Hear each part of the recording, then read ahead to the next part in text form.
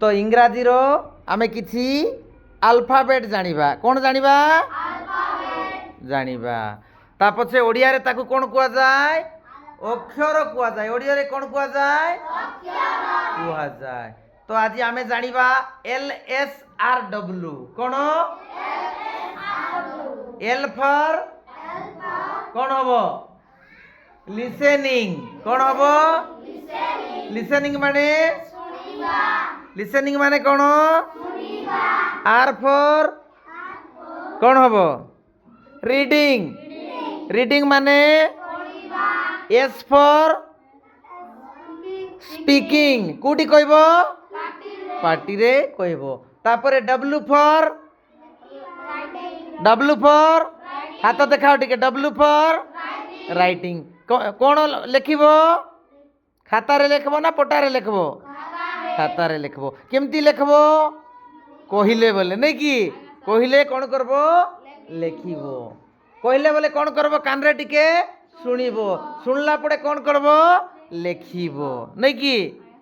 तापरे तुमको कुआ हबो पढ़वा पई केमती पढ़बो केमती पढ़बो पाटी द्वारा बहिर अक्षर को पढ़िबो नहीं कि तापरे आइला स्पीकिंग कहबाटा केमती कहबो केमती कहबो पाटी द्वारा कहबो नहीं कि। तो आमे कोन जानलु LSRW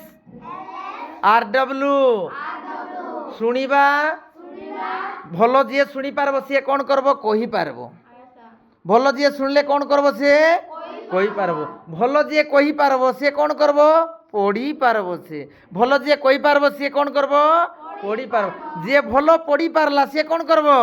लेखी पारबो जे भलो पढ़ी पारला से कोन करबो लेखी पारबो। हेले जानी हला टिके हमर केटा जिंस गुरुत्व सुनिबाटा तापरे कहिबाटा तापरे पढ़ीबाटा तापरे लिखिबाटा। तमे भाबुथिबो सार लेखा गुरुत्व टिके कि पढ़ा गुरुत्व टिके कहबाटा गुरुत्व टिके आ सुनबाटा चारटा भितर कोटा एक नंबर पॉइंट